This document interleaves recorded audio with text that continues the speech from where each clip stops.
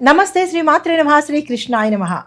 భక్తి భాస్కర ఛానల్ భక్తి ప్రేక్షకులకు స్వాగతం సుస్వాగతం. 2026 జనవరి నాటి మాస ఫలితాలలో భాగంగా ఈ మాసంలో గ్రహస్థితులు ఎలా ఉన్నాయి, ఆ గ్రహాలు ఇచ్చే ప్రభావాలు ఏమిటి, ఈ ద్వాదశ రాశుల వారి మీద ఆ ప్రభావాలు ఏ ఏ అంశాల మీద పడతాయి, ఎలాంటి సూచనలు పాటించాలి, ఎలాంటి మంత్రాలు చదవాలి, ఎలాంటి పరిహారాలు చేసుకోవాలి అనే అంశాన్ని సవివరంగా తెలియజేసుకుంటాను.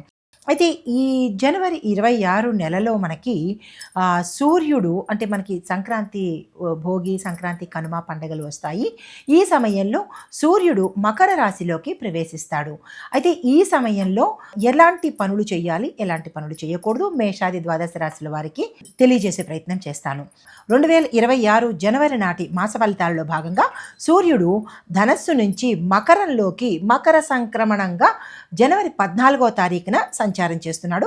చంద్రుడు మాసం పొడవునా అన్ని రాసుల్లోనూ సంచారం చేస్తూ ఉంటాడు.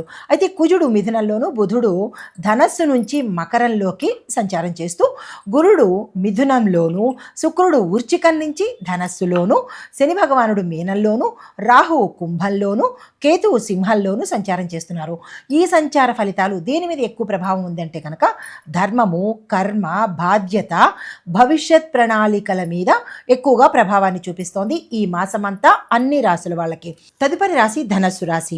ఈ రాశి వారికి మీలో ఆత్మవిశ్వాసము ఎక్స్ట్రాడినరీగా ఉంటుంది. ఏ పని చేసినా సక్సెస్ అయ్యే అవకాశం ఉంటుంది. ఏ రంగంలో వాళ్ళకైనా ఈ మాసము చాలా అద్భుతంగా కలిసి వచ్చే అవకాశం ఉంది.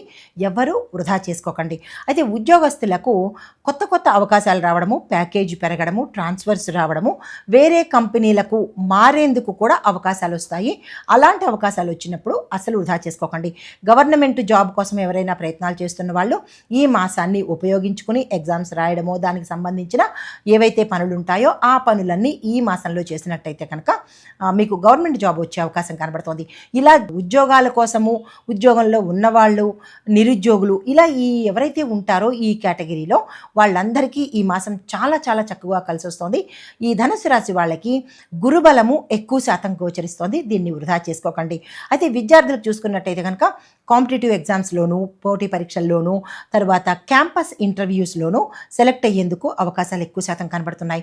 పరిహారంగా మీరు ఈ మాసంలో వచ్చే ప్రతి గురువారము గురు సంబంధిత ఆలయ దర్శనం చేసుకోవడంతో పాటు కొద్దిగా మీ యథాశక్తి ప్రతి గురువారము పసుపుని కనుక దానంగా ఇచ్చుకున్నట్టయితే విశేషమైన ఫలితాలతో పాటు గురువు యొక్క అనుగ్రహాన్ని కూడా పొందే అవకాశం గోచరిస్తుంది.